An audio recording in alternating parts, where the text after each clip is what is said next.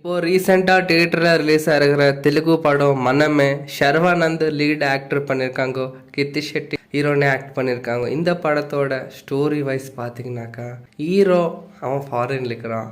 அவன் ஃப்ரெண்டுக்கு ஒரு ஃபயர் ஆக்சிடென்ட்னு வரான். வந்து பார்த்தா அவன் ஃப்ரெண்ட் ஒய்ஃபை செத்து போய்ட்றாங்க. அவனுக்கு ஒரு குழந்தை இருக்குன்னு ஹீரோக்கு தெரியல. பட் அந்த குழந்தையோட ரெஸ்பான்சிபிலிட்டி ஹீரோ கிட்ட வருது. ஏன்னா ஹீரோ ஒரு யூகே பையன். சரி, அந்த பையன் வந்து யூகே கிட்னால ஹீரோயினி சேர்ந்து எப்படி பார்த்துக்கிட்டாங்கோ, அவங்க பேரண்ட்ஸ் எப்படி கன்வின்ஸ் ஆனாங்கோ.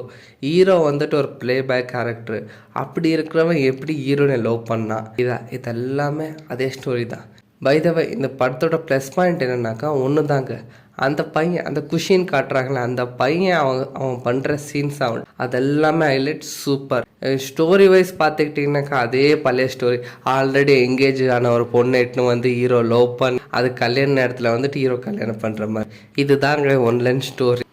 இதை தவிர வேறு எதுவும் சொல்ல முடியும். பட் படம் யாருக்காக பார்க்கலான்னா அந்த சின்ன ஒரு பையனுக்காக, 2 வயசு பையனுக்காக, அந்த குஷிக்காக தாராளமாக பார்க்கலாம். நானும் அதுக்காக தான் பார்த்தேன். இதில் ஒரு ஹீரோனிக்கு இன்னொரு ஹீரோனி வேறு. அந்த ஹீரோனுக்கிட்ட ஸ்டார்டிங்கே வந்துட்டு அந்த ஹீரோனை எங்கேஜ்னு சொல்கிறது. But why I cannot try அப்படின்னு ஹீரோ ட்ரை பண்ணுறாங்க. அதில் ஒரு ஃபன்னை எடுத்துன்னு போயிருக்காங்க.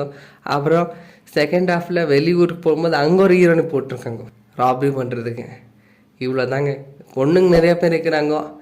அவ்வளோதான். தேங்க்யூ. ரிவ்யூ பிடிச்சிருந்தா ஒரு லைக் பண்ணிக்கோங்க.